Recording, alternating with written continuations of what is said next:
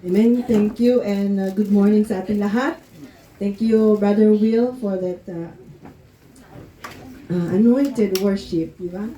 Sabi ng kanta, Jesus is the center. Is Jesus really the center of your life? Diba? If we make Jesus the center of our lives, everything else will fall into place. Di ba? Tama? Amen. So, ang pag-aaralan natin sa umagang ito is the divine principles for prosperity and success in the new year and beyond. Amen. So, tamang-tama yung kinanta natin kanina. If we make Jesus the center of our lives, there will be success. Amen? Amen. So, ang text natin is taken from the book of Joshua 1:8-9. So, hindi na bago to sa inyo. Lahat tayo tumayo and let's all read the word of God. Sabi niya, together, let us read. Keep this book of the law always on your lips. Na-shortcut? Ibang version niya. Okay, so ibang version. Sige, yan na lang. Okay, ready, set, go! This book shall not depart from your mouth, but you shall meditate in it day and night, that you may observe to do according to all that is written in it. For then you will make your way prosperous, and then you will have good success. Have I not commanded you? Be strong and of good courage. Do not be afraid nor be dismayed, for the Lord your God is with you wherever you go. Amen. So yung next, Matthew 22:37-39. Jesus said to him, You shall love the Lord your God with all your heart, with all your soul, and with all your mind. This is the first and great commandment. And the second is like it. You shall love your neighbor as you love yourself. Amen. Thanks God for the reading of the word. Let us all be seated. Maraming salamat. Amen. And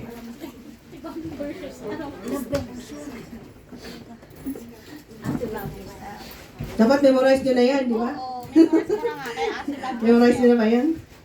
Okay, so ayan. So lahat tayo nais natin na magkaroon ng prosperity, di ba? Gusto natin magkaroon ng manigong bagong taon, di ba? Kaya kapag Happy New Year, have a prosperous New Year, di ba? Yun yung palagi nating greet kapag New Year. And every one of us, nais natin na magkaroon ng manigo, masagana, or prosperous, or successful na bagong taon, di ba? At kung mag-google ka, ang daming ano ngayon maaral natin sa Google, ang daming sinasabi kung i-google mo how to be successful this year. Marami tayong makikita sa Facebook, even AI meron na rin, di ba? Pero ang lahat ng yon is galing sa tao, di ba? So marami tayong mapupulot, pero lahat ay galing sa kaisipan ng tao. At alam naman natin na ang kaisipan ng tao ay pabago-bago, di ba? So even yung mga textbooks na sinusulat noon is na-outdated, di ba? Napapalitan ng bago. So hindi siya reliable minsan, di ba? Pero itong pag-aaral natin sa umagang ito is the divine principles for prosperity and success in the new year and beyond. So ito ay divine, meaning to say galing mismo sa Panginoon, di ba? Sa salita ng Diyos. So alam natin na ang salita ng Diyos ay hindi nagbabago, it is timeless. Naaral natin noong linggo, yung mga non-negotiables, di ba?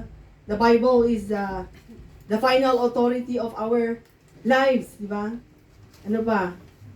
He is Lord. So kung sinasabi natin He is our Master and our Lord, dapat hindi na tayo yung master ng buhay natin, di ba? Ang master natin is the Lord. So hindi na yung kalooban natin yung nasusunod, kundi yung kalooban ng Diyos. So, hindi na tayo, wala na tayong sariling buhay. So, ang sinisik natin is yung kalooban ng Diyos. So, ngayon naman, pag-aaralan natin ano yung mga principles na nakalagay doon sa Bible na pwede nating maisabuhay in order for us to have success, prosperity this year. Amen. So, sabi niya, heaven and earth shall pass away, but the word of God shall not pass away. So, magunaw man ang mundo, ang salita ng Diyos ay mananatili. Amen. So, magpakailanman. Do you believe that? Amen. So, meron tayong 5 principles. If we practice it, hindi tayo magpapaltos ngayong taon na ito. Amen. So, number 1, that principle na pwede nating may apply this year. First or foremost is to love God. Amen. So, kung nais mo ng masaganang taon, prosperous na bagong taon, number 1, ibigin mo ang Diyos. Of course, we love because He first loved us. Diba? Hindi natin kayang mahalin kung wala din ang pag-ibig ng Lord sa ating. Amen. But we also need to grow in our love for Him. Diba? So, sabi nga niya kanina, binabasa natin, love the Lord your God. You shall, ito yung first commandment, first and foremost commandment ni Jesus. You shall love the Lord your God with all your heart and with all your soul and with all your might. This is the first and great commandment. And the second is like it. Diba? You shall love your neighbor as yourself. So, sa paanong paraan nakikita o malalaman na iniibig natin ang Panginoon. Amen. So, first and foremost, you love God more than your parents. Diba? Amen. You love God more than your husbands. Amen. You love God more than your children. Amen. Or more than your girlfriend or your boyfriend. Tama. Diba? So, ibig sabihin, God is number 1. Diba? So, sa paano natin malalaman that God is our first love? Number 1, we seek His kingdom. Diba? Seek His kingdom and seek ye first the kingdom of God and His righteousness, and all these things shall be added unto you. Diba? So, inuuna natin siya sa ating trabaho, sa ating finances, sa ating job, sa ating workplace. Diba? Hindi na bago taas sa atin to. But are we applying it sa buhay natin? Amen? Una ba ang Lord? Amen! Pagising mo ba, ano yung unang hinahawakan mo? Cellphone! Oo, wag na kayo. Diba? So, diyan nakikita, diba? Ano ba yung inuuna natin? Diba? Paggising ba natin, unang-una work agad. Minsan cellphone agad yung una-unang buwan natin, diba?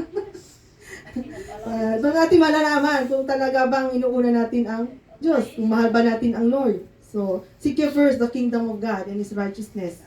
So, kung gusto mo ng masaganang taon, seek first His kingdom. Amen? Another is by seeking to know Him more. Di ba?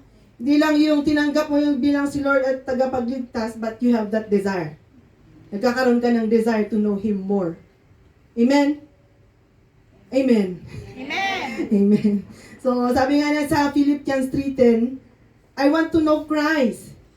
Yes, to know the power of His resurrection and participation in His sufferings, becoming like Him and in His death. So, hindi lang ito yung knowledge here is hindi lang ito yung knowledge, yung intellectual knowledge, but yung experiential knowledge. Di ba? Nagkakaroon ka ng experience, nararanasan mo yung kabutihan ng Diyos because you have a constant communication with Him, di ba? Kasi meron kang intimate relationship sa Kanya. Amen. And to know the power of His resurrection, di ba? Power of His resurrection, ito yung pinakamakapangyarihang power. Kung walang resurrection, walang kabuluhan lahat ng ginagawa natin. Amen. So, you have that desire to know the power of His resurrection kasi ito yung power that gives that transforms lives, di ba? Ito din yung power na nagbibigay sa atin to produce wealth, di ba? God gives us the ability to produce wealth. But in order for us to have that, kailangan we need to know Him more. Amen. And we know the power of His resurrection so that it will propel you to have great success and prosperity. So another thing, paano natin malaman na mahal natin ng Diyos is that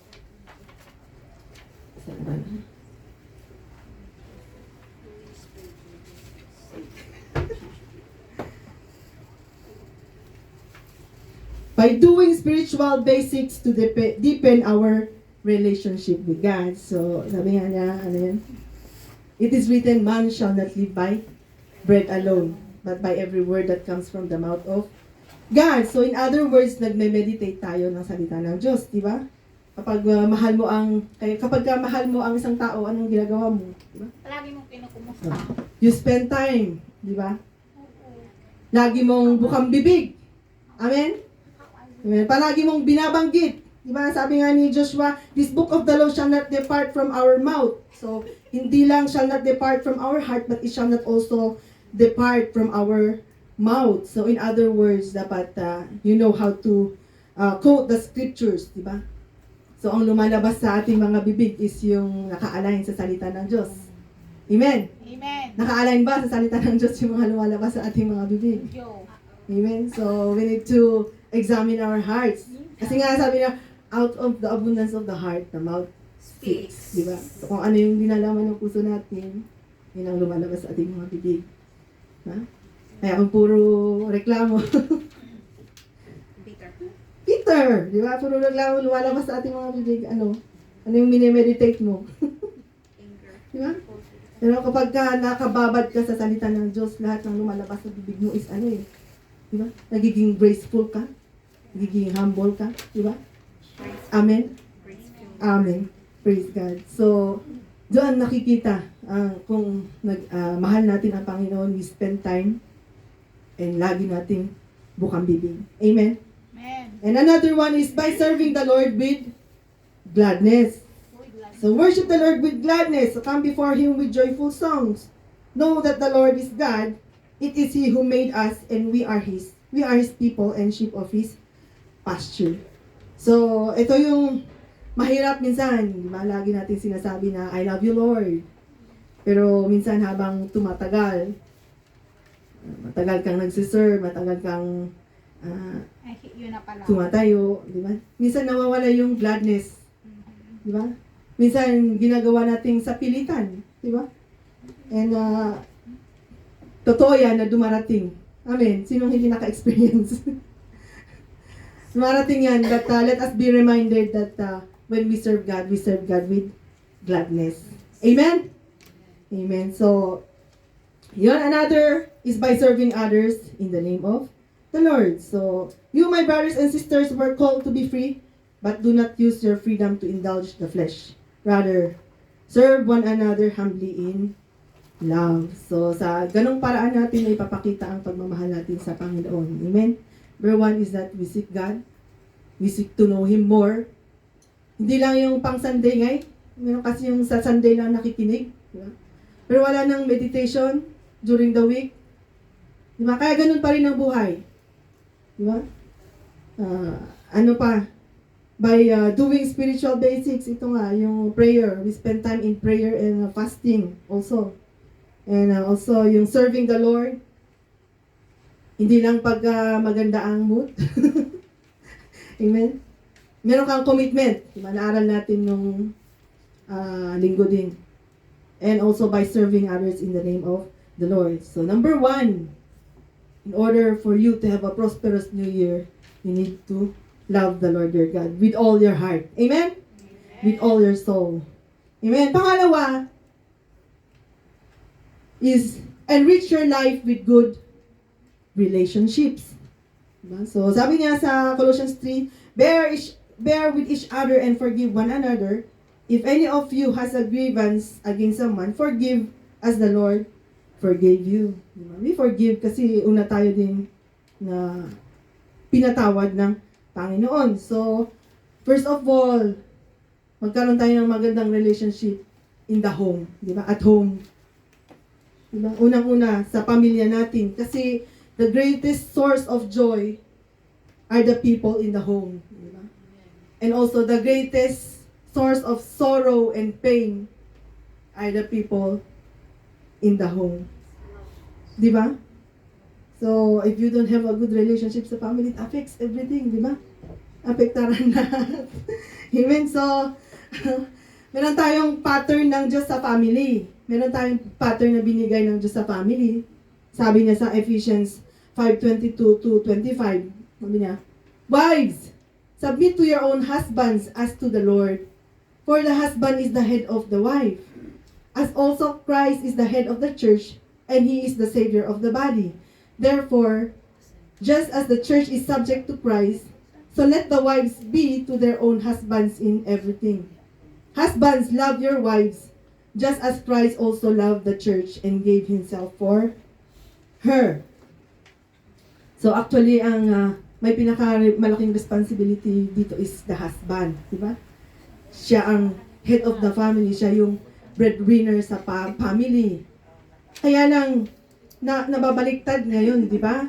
Ang nangyayari is, yung mother, yung nagiging breadwinner and the head of the family. Kaya nagkakaroon ng disharmony sa family. Diba?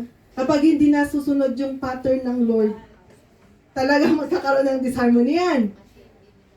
Amen. So I know na lahat tayo dito, mothers, relate much dito. Kaya nagkakaproblema sa pamilya. Amen. And minsan, ito yung, yung mas madalas na problema is yung mas malaki yung sahod ng babae kaysa sa lalaki. Diba? And kung minsan nagiging, dahil mas malaki, nagiging authoritative tayo. Diba? Kaysa sa mga asawa natin, diba? Eh sabi niya dito, wives, submit to your husband. Yun nga yung question ni Ate Mariet noon nung inaaral namin sa Module 3 yan, kasi meron sa Module 3 yan sa family eh. Sabi, paano ka magsasubmit sa husband mo kung ganito naman yung ugali niya, di ba? Ganito, tamad naman, di ba? Paano ka magsasubmit? So, ang hirap. Yeah, so ganyan. Kaya nagkakaroon ng problem sa family. And ito din yung, actually nung inaaral namin to, nagkakaproblema yung kapatid ko. Ito yung isang na i-advise ko sa kanya noon, nagkakaproblema, and then inaaral namin to. And lagi niyang sinasabi na gusto niya ng hiwalayan. Kasi nag-manager siya ng hotel, tapos ang inasawa niya is isang room boy. So, mas mababa yung niya. And nakita ko yung style niya na mas nagiging authoritative siya kaysa sa asawa niya. So, sabi niya, lagi niya sinasabi, hiwalayan ko na, ganyan, ganyan. And hindi naman, siyempre as a pastor na ate niya, hindi ko siyempre na mag-divorce or whatsoever, but I need to use the word of God to and ginamit ko yan na sabi ko dapat hindi ikaw yung nagiging authority, hindi porket mas malaki yung sahod mo is nagiging ka na parang gusto mo siya yung mag-submit sa'yo. Diba? So dapat ikaw ang mag-submit sa kanya, di ba? So, yun, na-apply niya until now, hanggang ngayon is hindi na sila nag-aaway. Kaya kayo din, di ba? Learn to submit, di ba? Meron pa rin dapat yung respeto, di ba? Yung important ito, yung respeto. As long as nakikita mo naman na nagtatrabaho din, di ba? Nagtatrabaho, ginagawa din niya yung paraan niya para makatulong. Di ba? Kasi kung lagi mo siyang minamalit, wala. Diba? Be the example, sabi nga ni Pastor, ikaw na yung maging sa kanila, diba? Maging ilaw sa kanila. Diba? Diba? Makikita naman nila yan kapag ka nagsasubmit ka, diba? And nare-respeto. Pero kung lagi mong minamaliit, doon din sila yung ego nila, diba? Alam mo yung ego ng lalaki. Kaya nagkakaroon ng disharmony. So we need to follow the pattern of the Lord sa pamilya, di ba? Tayo, ang wife ang mag-submit sa asawa, and the husband is the head of the family. So, mas malaki man ang sahod mo, wag mong gamitin yon to take authority. Amen? Amen. So, yan. Sa mga anak naman, children, obey your parents in the Lord, for this is right. Honor your father and your mother, which is the first and commandment with a promise. Di ba? So that it may go well with you, and that you may enjoy long life on earth. Diba? So, hindi lang to sa mga parents natin, but sa mga in-laws. Diba? Sino dito kaaway ang in-law? So, mostly, yung mga in-laws. Pero, kung gusto mo that everything will go well with you, diba? Obey them, honor them. Amen? Kaya siguro din hindi maganda yung buhay ko nun kasi I am disrespectful sa mga parents ko. Ang daming consequences nangyari. But praise God kasi na-born again tayo, nabago tayo. Alam na natin kung ano yung nararapat. Amen? Amen. ang ano ko nga eh, yung, andun yung guilt nga eh, yung sa parents ko. Kung kailan time mo na makabawi sa kanila, doon pa nawala, di ba? Ayun yung greatest regret ko noong namatay yung father ko. Kaya kayo, habang buhay pa yung parents niyo, honor them. Amen? Huwag nating pabayaan kahit meron na tayong pamilya. Amen? Another is that have a good relationship at work with your employers and the workers. Palito yung mamaya. Sige. Mamaya, bondservants, be obedient to those who are your masters according to the flesh, with fear and trembling, in sincerity of heart as to Christ, not with eye service, as men pleasers, but as bondservants of Christ, doing the will of God from the heart with good will, doing service as to the Lord and not to men. Amen. So, huwag tayong mag-expect na magiging maganda yung employment natin kung puro tayo reklamo. Di ba? Actually, ito yung realization namin ni Rodelyn this week kasi nakita niya yung post ni Kuya Ryan na Excellent. nagkaroon siya ng bonus tapos meron siyang card na may parang na-appreciate ng boss niya yung work niya.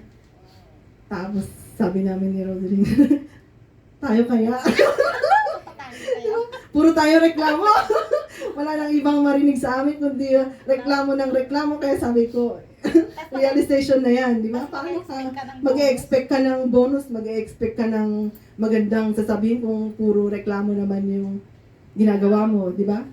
So, let this be a year na be thankful always, di ba? Be grateful kahit anumang trabaho meron tayo. Minsan kasi nagdadabog na tayo pagka napapagod. Naku po. Napapagod. But be thankful kasi wala tayong food sa table kung wala ang mga employers natin. Amen?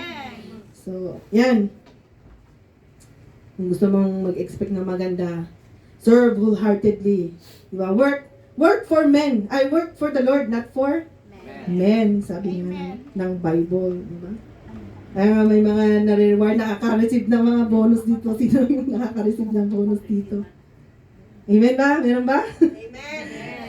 Amen. So, yan, nakikita ng Lord yan. Nakikita ng mga employers yan. Kaya ka pinapaboran. Another is with friends. Have a good relationship also with friends. Di ba? So, one who is reliable friends, one who has an unreliable friend soon comes to ruin. But there is a friend who sticks closer than a brother. So, meron kang best friend. Diba? It's okay to be friendly, maging friendly ka, but you need to choose your best friends. Amen? So, kasi merong babala sa atin, di ba? 1 Corinthians, sabi niya, do not be misled. Evil company corrupts good habits. Amen. So, kung ang barkada mo is good habit. pasyal-pasyal lang dito yung ginagawa niya, di ba? Magiging ganun ka rin. Oo. Barkada mo is puro inom-inom, walang iba kundi mag-chismis. Di ba? Magchismosa ka na. Magiging chismosa ka din. So, yeah, evil company corrupts good habits. Okay, so you can choose your you cannot choose your siblings, you cannot choose your parents. Diba? Kasi andyan na yan eh. But you can choose your friends. Amen. So, do not joke with unbelievers. So, hindi naman ibig sabihin to na huwag ka nang makihalubilo sa mga unbelievers. Diba? Kasi kailangan din natin mag-evangelize. Diba? Pero, wag mong ginagawa kung ano yung ginagawa nila. Diba? Be the salt and the light. So, maiba ka. Diba? Okay naman na tayo, kung nag-invite sa atin na may mag-birthday, we can go. Diba? Pero pag umiinom sila, muha ka ng coke. Yun ang ilagay mo. Kapag nagtanong sila, bakit hindi ka umiinom? Hindi, maging ilaw ka sa kanila. Diba? Share. Amen? So, kailangan din yun na makihalo-bilo tayo. Hindi lang yung tayo-tayo na lang. Lagi na lang tayo-tayo. Paano tayo makapag-evangelize? Diba? Amen? Pagaya ni Kuya Will. Diba? Okay lang din yun. You can go out, pero Oh, tignan mo na maging salt, maging ilaw ka. Hindi ikaw yung nahihila. Ikaw yung manghila. Amen. Be the salt and the light. Amen. So another is that when others hurt you, forgive and let go of bitterness. So, yan ang kailangan natin yan itong bagong taon kung nais nating magkaroon ng tagumpay. Di ba? Huwag na nating dinadala yung mga sakit ng loob ng 2025 pa. Or ng 2024. Di ba? We need to let go. Di ba? Kasi ang bitterness parang cancer yan na kumakain. Di ba? Sa kalooban mo. Mahirap kang makapag-focus mag-pray kapag bitter ka. Mahirap kang mag-focus na magbasa kapag ka may dinadala kang bitterness sa puso mo. So let go and let God upang walang hadlang this year. Amen? Sino dito may kaaway pa? Amen. So dapat wala dito, no? Amen. Wala dito. Another is, okay, so yun ang enrich your life with good relationships para magkaroon ka ng prosperous and successful New Year. And another one is steward your time and money. Okay, so steward is to manage, di ba? You need to have a good time management and money management. Diba? Matuto tayo sa mga ants. Yung ants, sabi niya, ants are creatures of little strength, yet they store up food in the summer. Ano ginagawa nila kapag tag-ulan? Nag-iimpok sila ng pagkain. Sila ng summer para Hindi, para pag summer, para pag tag-tuyot, yun, may makakain. Di ba ganun yun? Ay, ang pag tag-ulan. Oo. Nag-iimpok sila, di ba? Kaya nabubuhay sila. Tayo ba? Nag-iimpok ba tayo? Or palagi na lang nagkukulang. Amen. So, ayan, matuto tayo sa mga ants, di ba? And Ephesians 5:15-16, be very careful then how you live, not as unwise, but as wise, making the most of every opportunity because the days are becoming evil. So, itong important katotohanan, alamin natin that time is essential, di ba? Time is money. Money is time. Ano ba yung similarity ang meron ang isang mayaman sa isang dukha? Parehong may 24 hours, di ba? Parehong may 7 days a week.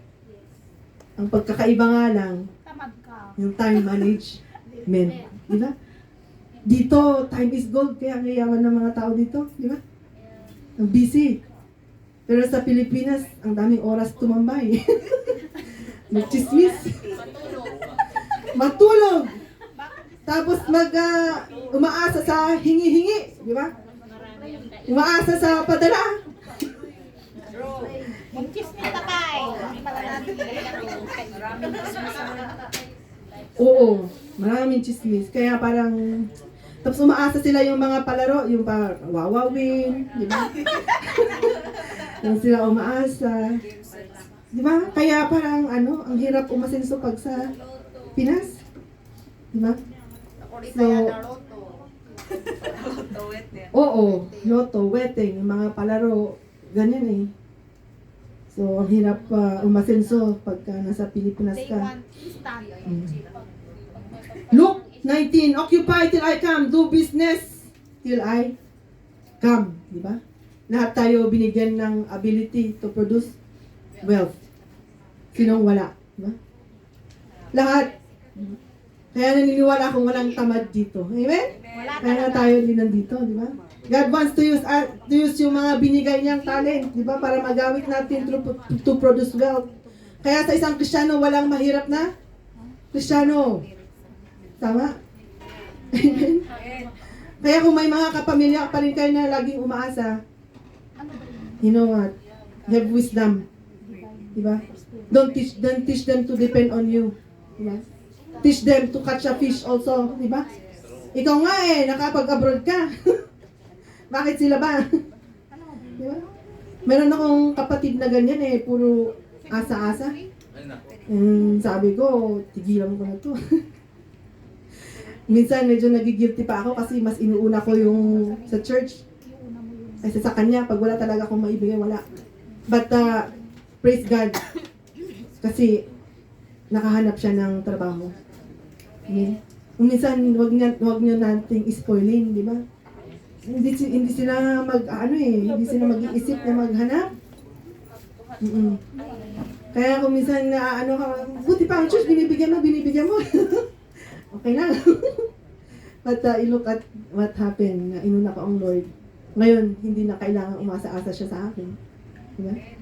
So, I give when I give. Pero kapag yan. So, time management. Wala namang problema sa time management siguro sa atin dito. Amen. Pero kung minsan, saan ba tayo nakababad yung time natin, di ba? Baka sa, Taobao. Di ba? Kung minsan, sa Taobao, puro talang tayo spending ng mga walang kabuluhang bagay, di ba? Add to cart, pero okay lang yan pag wala kang pag may extra ka naman, pero kung kukulang ka na nga tapos ganyan pa yung mga wealth management, di ba? Ayusin natin how we spend, di ba? Our money. Puro tao-bao. Diba? Sa akin, paparehas naman tayong may mga pinapakain, di ba? Parehas tayo may inaanong pamilya. Pero bakit yung iba hindi nagkakautang-utang, di ba? So, nasa wealth management yan eh. Di ba? Ako, I testify talaga nung unang-una kung hindi lang talaga ako nangutang nung pagdating ko dito. Hindi magkawindang-windang ang ko noon eh. Yun kasi yung hindi ko naantay yung, di ba, meron tayong 6 months to pay na placement fee. So, ang tagal ng 6 months. Gusto ko na magkaroon ng computer. Dahil doon, nawindang ako sa kasama ko kasi nag-offer siya ng mga pautang-utang, iba sa Prime. Ako, doon nag-umpisa. Tapos nag-reloan hanggang nahirapan na akong makaahon dyan. Diba? Kaya advice ko sa mga first-timers, don't start. Diba? Be patient. Mag-antay ka. Diba? May sa umpisahon mo. Kasi pag naumpisahon, wala yan. Mahihirapan ka. Amen. And nagiging ko na rin yung umutang bago umuwi. Diba? Bago ka umuwi, umutang ka. Kaya last year, I decided talaga, I need to make a decision na sabi ko, ayusin ko ang finance ko. And I applied yung 1080-10 na inaral natin doon sa, ini-stop ko lahat ng project ko. And I sacrificed not to go home this December kasi sabi ko, I have a goal na hindi ako mangungutang bago umuwi. And I applied that principle, yung 10-80-10. 10% tithes, 10%, isa? Savings. Effective yan. Yung ibigay nyo sa amo nyo, makakalimutan nyo yan. Kaya ngayon meron akong savings. Di ba masasabi kong meron akong savings? Although na-stop nga lang yung project ko. Pero pwede ka naman palang mag-project na kahit na hindi ka mangungutang. Di ba? Paunti-unti. Kaya we need to manage our wealth. Start managing. Baliktarin natin kung ano yung practice natin noon na kada uwi utang. No. You need to make a decision. Di ba? Na-stop na. Talaga. And start all over again. Gusto ko yung naaralan naman namin kay Pastor Brian na 10-10-10-70. 10% tithe, 10% savings, 10% investment. So, yun yung goal ko this year. 70. Expenses. Tapos start na mag-invest. May St. Peter. Okay lang di mag-invest sa mga ganyan. Kasi for future naman. Pero yung utang, yun ang pangit talaga. So, start it. Amen? Manage your wealth kung gusto mo ng masaganang bagong taon. Amen? Amen. So kung nandyan ka naman, ngayon, put God first, di ba? Trust God with your finances. Di ba? Paano ba natin bibigay yung trust natin kay Lord, di ba? Na kahit meron kang pangangailangan ngayon, unahin mo pa rin si Lord. Amen? Amen. Paano natin unahin si Lord? By giving Him By giving Him our tithes and offerings. Diba? and time. So that's how we show our Ano? trust. Diba? Believe and you will see. Diba? Amen. You will see what God will do. Diba? Kung naniniwala kang siya yung provider mo, you will see how He's going to provide for you. Amen. Amen? Ang dami na naka-experience niyan. Ako mismo, I experienced yan. Na nag-umpisa ako noon na kahit punong-puno, dami kong utang. Pero hindi ka mananatili dyan sa pagkautang if you do the principle of God. Amen? Amen. If you follow the principle of God. Amen. Praise God. So yan, manage your time and your money well. So sabi nga ni John Wesley, earn all you can, invest all you can, save all you can, and give all you can. Amen? Amen. Live a life of generosity. Amen. Amen? So actually, generosity is one of the core values of TGMI. T stands for teachability. G stands for generosity. M stands for mission-oriented. Diba? And I stands for integrity. Amen? So, ito sana yung makita sa buhay natin. Amen? Bilang TGMIans. Amen. Amen? So, be generous. Diba? Sabi nga niya, it is more blessed to give than to receive. Diba? Ano yung mas gusto mo sa buhay? Diba? Yung ikaw yung hingi ng hingi ng hingi ng hingi, o yung ikaw yung bigay ng bigay ng bigay ng bigay? Bigay ng bigay ng bigay ng bigay Amen? ng maubos ka. Kasi kung ikaw yung palagi na lang humihingi, di ba? You are always lacking. Di ba? Pero yung ikaw lagi nagbibigay, di ba? Meron kang resources. Amen? Kaya nga, it is more blessed to give than to receive. Di ba? Huwag nating ugaliin yung hingi ng hingi. Ano ko talaga yung ugali yung ganyan. Amen. So, Amen. yun. Trust God with your finances. Put God first in order to have a prosperous new year. Another one is be strong and courageous during hard times. Diba? Sabi nga niya, Joshua 1:9 kanina, have I not commanded you, be strong and courageous. Do not be afraid, do not be discouraged, for the Lord your God will be with you wherever you go. Diba? Amen. The Lord God is with you. Diba? So, kailangan lakasan natin ang ating loob. Diba? Huwag tayong matakot. Huwag kang madismaya. Diba? Huwag kang panghinaan ng loob. Diba? Kasi darating at darating ang pagsubok. Amen. Amen? So, katulad nung year 2025, dami nating pinagdaan ng challenges. Maraming disaster, maraming bagyo na pagdaanan natin. And it is sure that there will be tribulations. Tama? Mhm. Amen? So, sa Romans 5:3 sabi niya, not only so, but we also glory in our sufferings, because we know that suffering produces perseverance. Amen? So, si Apostle Paul, he glories in tribulations. Di ba? In other words, he welcomes tribulations. Di ba? Bakit? Because it produces what? Perseverance. Di ba?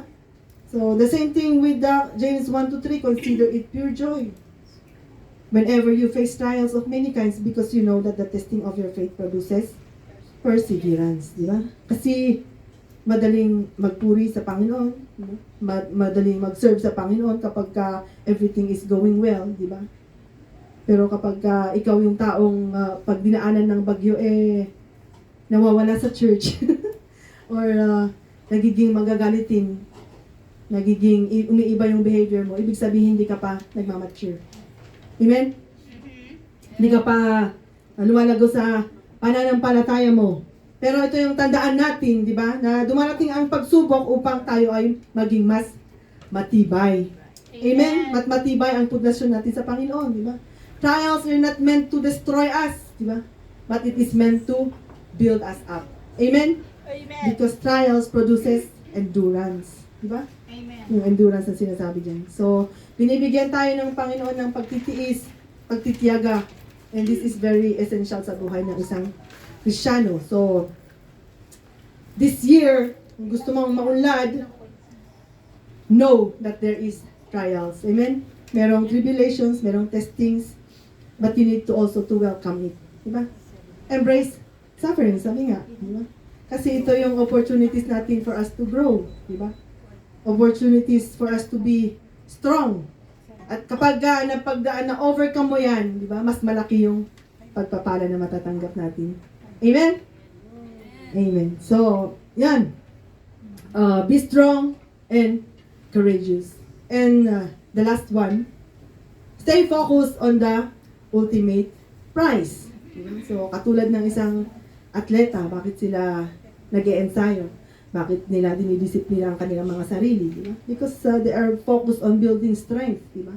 They are focused on the prize. Di ba? Focus sila sa gold medal. Di ba?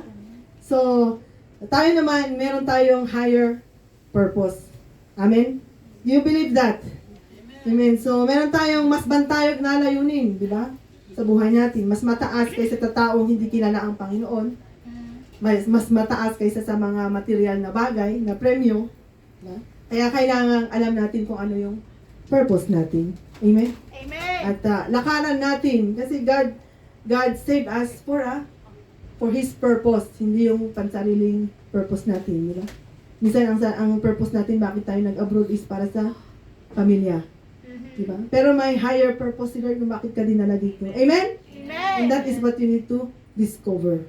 Amen? Kaya nga sabi ni Seneca, in the absence of purpose, life becomes an endless journey to nowhere. So walang patutunguhan ng buhay mo. Diba? Parang paikot-ikot lang.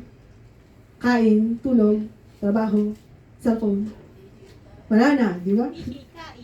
Kaya nga, kahit yung mayayaman, kahit ang dami nilang pera, bakit malungkot sila? Kasi, hindi nila nagagawa yung purpose ng Lord. Diba? Diba? Lack of purpose. It's because of lack of purpose. There is that vacuum. Kaya nga nagsuicide. Bakit ang yaman-yaman ng tao? Bakit ito nagsuicide? Diba? Iba, yung purpose na yung napili niya. Pero lahat ng tao may purpose. Kaya, yun, kapag ka na-discover mo yung ginagawa mo, masaya ang buhay. Amen? Another one, sabi ni McManus din, in the absence of purpose, we become addicted to the habitual performance of the trivial and mundane. So, trivial, yung mga less important things. Yung ano ba? Ano ba yung example ng mga trivial things? Pasyal-pasyal. Chika doon, chika dito. Yun lang. Wala lang. So, yan. The greatest tragedy in life is not death, but life without purpose. According to Miles Monroe. Amen? So, dahil anak ka ng Diyos, meron kang higher purpose in life. So, we must have focus on our purpose in life. Paano? So, paano naman tayo mag-focus? Number one is by our desires. Amen? How? So yan, check natin kung ano yung mga pagnanasa nasa natin kasi meron tayong desires na hindi maganda, di ba? Meron tayong mga desires na nililigaw tayo or inilalayo tayo sa purpose ng Lord, di ba? Meron tayong desire na yumaman. Kapag yun ang desire mo, yun ang tatahakin mo. Di ba?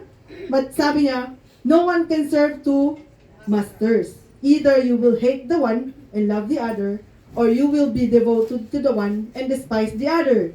You cannot serve both God and money. So, hindi naman po mali na yumaman, pero kung yun na yung nag-lead sa'yo para mawala ka sa purpose mo, yun ang mali. Amen? So, piliin mo to serve God, di ba? And money will follow. Di ba? Unahin ang Lord, di ba? We must narrow our interest into God's desire for our life kasi alam naman natin na mayroong magandang plan ang Diyos, di ba? For I know the plans I have for you, declares the Lord. Plans to prosper you, not to harm you, to give you a hope and a good future. Amen? So, ang gandang, yan yung tema natin for our upcoming anniversary. So, I will not deal with that more kasi alam kong tuturo yan ni Pastor natin. So, let us align our plans with God's will. Amen? So, kailangan mag-sing tayo sa buhay, sa plano ng Diyos sa buhay natin. And, hindi niya ipagkakait yan. Diba? We need to spend time in prayer. Diba? Kung meron kang gustong gawin ng Lord sa buhay mo, you can write it down. Sabi nga niya, isulat mo, and then you pray. Diba? And read the Word of God. Diba? So kung alam mong hindi naka-align sa Word of God, paano mo malalaman kung ang will ni Lord kung hindi ka nagbabasa? Di ba? So we need to align our plans to God. At siguradong mangyayari yan. Amen? Amen. So, spending time with the Lord, nagkakaroon tayo ng mga visions, di ba? Dreams. Binibigay ni Lord yan eh. Delight in the Lord and He will give you the desires of your heart. Amen. So, pray. So, this year, sana start natin, yung mga hindi pa nagbabasa. Let's start reading the Word of God. Amen. Na-start ko na kami kagabi. Sino hindi pa? Na-start ko na kami. Yun ang ano na, year of much more. Diba? This year is the year of much more. Amen. Gusto mo ng year of much more, spend time with the Word of God. Amen. Amen. So another is by our direction. So we need to keep our eyes on the goals. So sabi nga niya, Philippians 3:14, I press on toward the goal to win the prize for which God has called me heavenward in Christ Jesus. So keep your eyes on the goal. Diba? Kasi you move in the direction of your gaze. Diba? So kung ano yung tinitingnan mo, doon ka papunta. Amen. So kung ang goal mo ay maging sikat, maging famous, diba? Yun ang tatahakin mo. Diba? Wala,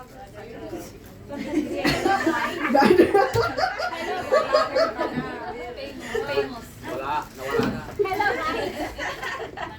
Diba? Nasubukan niya ni Kuya Will eh. Gusto niyang sumikat. Wala namang mali doon. Walang mali yan, Kaya, guys. nawawa. Walang mali dyan, guys. Just don't work in Oh. Huwag mo lang pabayaan yung yung kay Lord, di ba? Yeah, yun. Kung ang goal mo ay sa buhay mo is gamitin ni Lord anumang trabaho na meron ka to glorify God, di ba? Pwede rin naman na magamit ka doon, di ba? You can use that as a platform, di ba? Marami na nga ngayon. To evangelize. Tama din naman yun. Hindi mali yun, kuya. Don't worry. Oo. Kasi platform din yun para makapag tayo sa ibang mga members. Sabi nga niya, nagagamit siya na mag-prayer doon, di ba? That's a good start already. Nagagamit ka na bago ka mag-prayer, mag-share ka ng unting word, di ba? So, yan, be a good witness to others. Kasi yan naman talaga ang purpose natin di ba? So, magamit ang buhay natin na mag-glorify even sa workplace natin, di ba? Na hindi lang tayo yung ma-bless, but even yung mga nakakasama natin sa employment natin, yung boss natin, nakikita nila yung kaibahan sa'yo, di ba? Kaya gustong-gusto nila ng mga Kristiyano, di ba? Kasi iba sila. Iba ka. Amen? Iba ka. Dapat nakikita yan, di ba? Iba ka. So that's how we minister, di ba? So that's how we live our purpose. Yung purpose natin is maipakita si Lord. We reflect Christ wherever we go. Amen? Amen. So, whether you eat or drink, whatever you do it all for the glory of God. Amen. So, ito yung tandaan natin na kahit saan tayo mapunta, di ba, anumang gusto natin tahakin, huwag nating isang tabi, or huwag nating talikuran yung panawagan ng Diyos sa buhay natin. Amen? Sapagkat ikaw ay kaiba. Di ba? Maraming tao dahil sa relasyon na meron tayong relasyon sa Panginoon. So, we have a higher purpose in life. Amen. So, last, sabi niya, Jesus, His call upon our life is the ultimate purpose of our Christian life. Amen. So, balikan natin muli. In order for us to have a prosperous and successful New Year, number 1, Love God. first and foremost, you need to Love God. love God with all your heart, with all your soul, and with all your mind. Another is enrich your life with good relationships. Amen. So, another is steward your time and money well. Di ba? Kasi dito, maraming natitisod, maraming tumatalikod because of, maraming nawawalan ng gana. Kasi nga, hindi na-manage ang time natin ng maayos. Yung wealth natin. Amen. Pero kahit nahirapan ka ngayon, hindi ka mananatili dyan. Amen. Just follow the principles of God patungkol sa pera. Amen. Be strong and courageous during hard times and then stay focused on the prize. Amen. And your goals. Diba? And you will have a prosperous new year. Seek first the kingdom of God and His righteousness, and all these things shall be added unto you. So sabi nga, make Jesus the center of your life and everything will fall into place. Amen? So, yan. So, this year, let us reorient our lives, di ba? Reorient our hearts to the Lord and start to reprioritize kung ano talaga yung mga nagmamatter. Amen? Pursue His kingdom above all else and trust that He will take care of the rest. Amen? Praise God. Meron ba tayong natutunan ngayon? Pero, Amen. Applicable ba? Amen. Ay. Kaya. Kaya. Kaya natin to. Amen? Believe that God will accomplish greater things this year. Amen? Do you believe that? Amen. We need to be aligned to His will. Ma-align lang tayo sa Kanyang will and everything will fall into place. Amen? So, naanyayahan ko lahat na let us all bow down and let us pray. Hallelujah. Lord, minsan pa Lord, maraming salamat Lord for this new year na naumpisahan namin with a fresh start with you, Panginoon. Thank you Lord sa katapatan mo sa buhay namin Lord. And we continue, Lord, to open our hearts to your guidance, Lord God. Open our hearts to your direction, Panginoon. Continue to lead us, Lord, to seek you first in all areas of our lives, Panginoon. Continue to align our priorities with yours, Lord God. And tulungan mo kami, Lord God, that we make better choices this year, Lord God, that will honor you, Panginoon. Continue to strengthen, Lord God, our relationship, Lord God. Especially, Lord, sa mga husbands namin, sa family namin, Panginoon. And Lord, we speak, this year is a year of restoration, Lord, sa mga families that have broken relationships, Lord God. And Lord, start it with us, Panginoon. Begin it with us, Panginoon. That we will be submissive, Lord God, to our husbands. We will be a good example, Lord God. We will be a salt and a light sa aming mga pamilya, sa aming mga anak, Panginoon. Thank you, Lord. And continue, Lord, to give us wisdom, Lord God.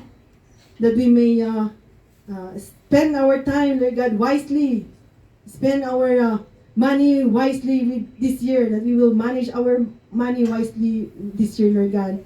And we speak, Lord, breakthroughs, Panginoon, to those who are struggling financially, Panginoon. That this year will be a year of breakthrough, Lord God. Year of much more sa kanila, Panginoon. And Lord, continue to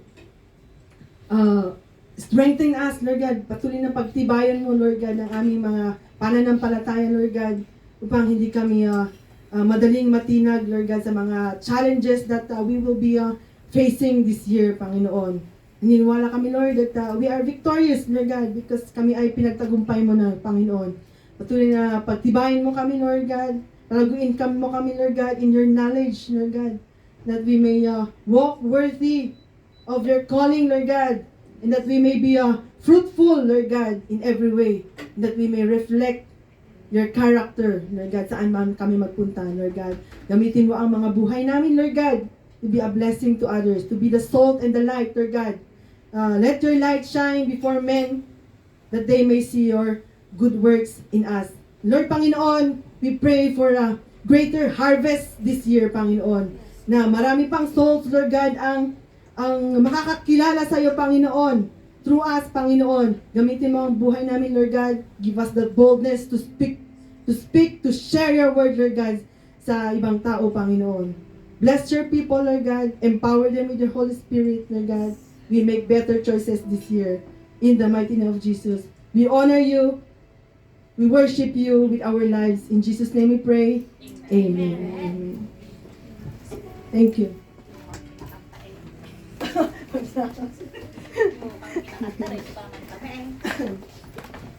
Amen. So, thank you, Pastora. Ito dahi tang encouraging word of God nga. In kamanin in buray ka na kami. Ket,